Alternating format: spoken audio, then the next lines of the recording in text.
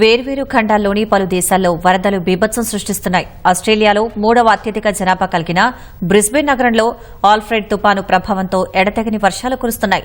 లోతట్టు ప్రాంతాల ప్రజల్ని అధికారులు సురక్షిత ప్రాంతాలకు తరలిస్తున్నారు. నదుల్లో నీటిమట్టం పెరగడం స్థానికులను ఆందోళనకు గురిచేస్తోంది. న్యూ సౌత్ వేల్స్ లో ఒకరు గల్లంతయ్యారు. గోల్డ్ కోస్ట్ తీరంలో 3 లక్షల నివాసాలకు విద్యుత్ సరఫరా నిలిచిపోయింది. చెట్లు కూలి ఇళ్లు కార్లు దెబ్బతిన్నాయి. ఇరాక్ రాజధాని బాగ్దాద్లో వరదలకు జనజీవనం అస్తవ్యస్తమైంది. రోడ్డుపై కొన్ని అడుగుల ఎత్తు వరకు నీరు చేరి వాహనదారులు తీవ్ర ఇబ్బందులు పడ్డారు. పంపింగ్ ట్రక్కులతో నీటిని అగ్నిమాపక దళాలు ఎత్తిపోస్తున్నాయి.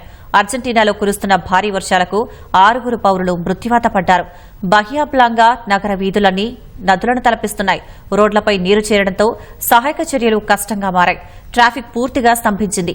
ప్రజలను రబ్బరు బోట్లతో తరలిస్తున్నారు. వేల మంది నివాసాలను ఖాళీ చేశారు.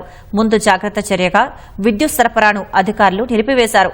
పెన్నా ఆసుపత్రి నీటిలో మునిగిపోగా నవజాత శిశువుల రోగులను సైన్యం సురక్షిత ప్రాంతాలకు తరలించింది.